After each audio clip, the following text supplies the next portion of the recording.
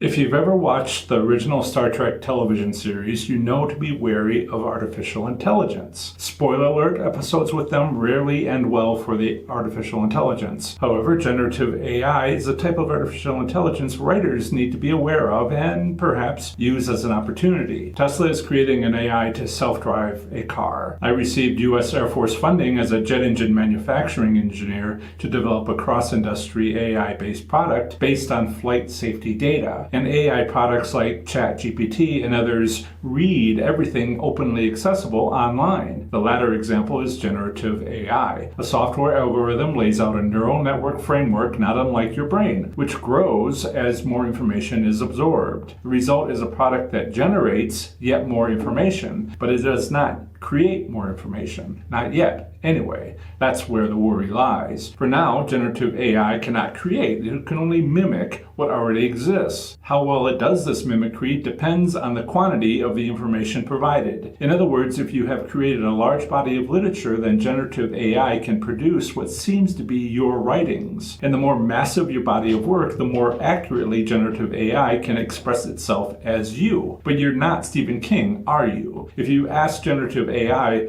write a book like Stephen King, that book will read like that famous author until you notice it doesn't make sense. This nonsensical nature is even more prominent in non-fiction generative AI books. Its content doesn't make logical sense, but by then the duped audience member who bought that book could harm the original author's reputation. Generative AI is a small fraction of the artificial intelligence landscape. It's not Skynet with hypothetical control of robust military systems bent on taking over the world. It's a writer, and typically a terrible writer at that. Ask ChatGPT to generate a story about whatever you like, then read it. How was it? Terrible. That's how bad it is. It's perfect while also being woefully emotional and dull. But writers' worries come when someone asks a generative AI system to write that story in the style of Stephen King from Christine. It's still perfect, but now mimics the writing of that book. Now that's scary. If you use generative AI to write your English composition homework assignment when your college professor specifically told you not to, you can face academic discipline repercussions. Why? Because it's obvious when you use generative AI. But what if you publish a new Stephen King book under that author's name on Amazon? That's a fraud, even if you don't get caught immediately. Nefarious characters trying to make a buck with shady practices always exist. They exist because laws are still catching up with this new technology. Further, sites like Amazon institute new review practices to find and eliminate such attempts. If you ask a generative AI a simple question, you get a terrible answer. So complicate the heck out of your question. The more detailed your question, the better the result. The result will still be terrible, even with excellent grammar, but this is where your opportunity as an author begins. Now, could you fix it? Authors get their inspiration from all over. Why not generative AI? Consider it just one more writing tool. What are the acceptable ways you can use this tool to inspire your next novel or book? You'd be better off writing your book from scratch. You are authentic, at least until generative AI is better and AI starts taking over the world. Tons of generative AI services and tools are available to help you succeed. For instance, I've checked my grammar and sentence structure in this script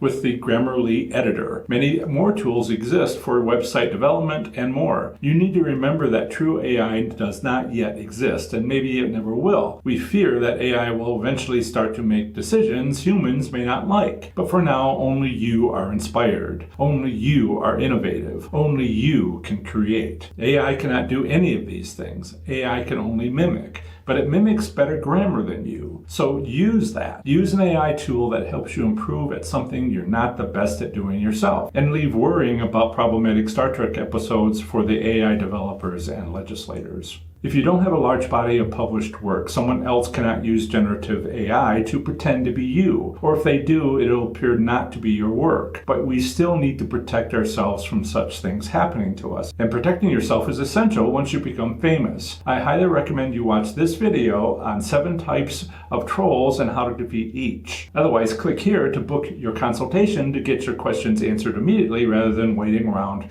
for me to cover your needed topic.